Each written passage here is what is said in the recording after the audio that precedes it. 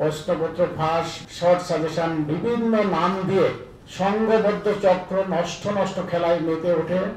এই মাসে যে পরীক্ষাটা হবে থানা শিক্ষা সহকারী শিক্ষা অফিসার, তো সেটার যে কমন পড়বে 50-90% নিশ্চয়তা সহ এবং এক্সক্লুসিভ শর্ট সাজেশন দিয়ে প্রশ্নপত্রের নামে PDF কপি সহ হোয়াটসঅ্যাপ এবং ইনবক্সে, এবং যে বিকাশ করে টাকা দিচ্ছে, বিকাশ স্টেটমেন্ট আমরা অ্যানালাইসিস করেছি, যে বিকাশ করে যে টাকা দিচ্ছে সে শর্ট সাজেশন পাবে, তারটা যায় ইনবক্সে, কারোটা গিয়েছে কুরিয়ারে। আমরা সকল তথ্যপাত্র তদন্তের নিরিখে বিশ্লেষণ করে স্যাঙ্গল সুনিশ্চিত হয়েছি যে এই আসামি জড়িত, এবং সে ফেসবুকে বিজ্ঞাপন দিয়েছিল। সেই বিজ্ঞাপনের সূত্র ধরে আমরা সেই পেজের অ্যাডমিন ধরে তার নাম্বার তথ্য প্রযুক্তির সহায়তায় ট্র্যাক করে জামালপুর জেলার মেলান্দ থেকে তাকে আমরা গ্রেপ্তার করতে সক্ষম হয়েছি।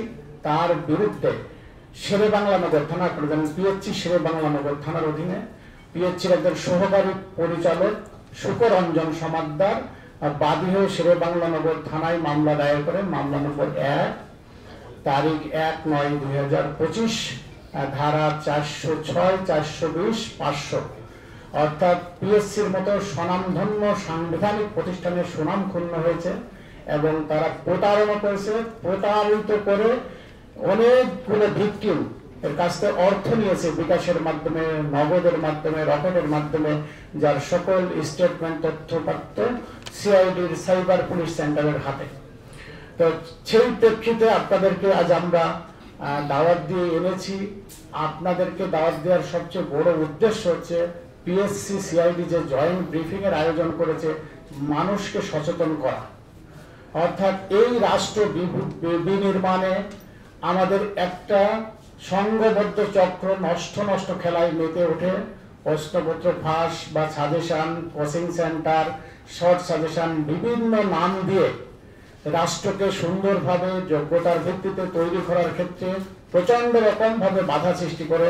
সেইটার প্রতিকার করার জন্য CID তাকে গ্রেপ্তার করেছে এবং মানুষকে সচেতন করার জন্য আপনাদেরকে আমরা ডেকে এনেছি। এই ব্রিফিং এর আয়োজন করা হয়েছে।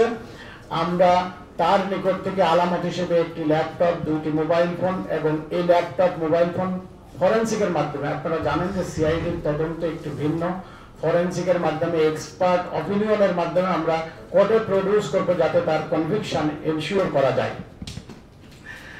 আর CIDর কাজকর্মের ভিন্নতা অন্য ইউনিটের চেয়ে একটু অন্যরকম, কারণ CID খুবই সূক্ষ্মভাবে কাজ করে এবং সকল তথ্য প্রযুক্তি আর আমাদের যে ফরেন্সিক এক্সপার্ট, এইগুলো নিয়ে আমরা আসামিকে সুনিশ্চিতভাবে ট্রেস আউট করে তার সাথে জড়িত অন্যান্য সংঘবদ্ধ চক্রকে ধরার জন্য আমাদের অপরাপর অভিযান অব্যাহত আছে।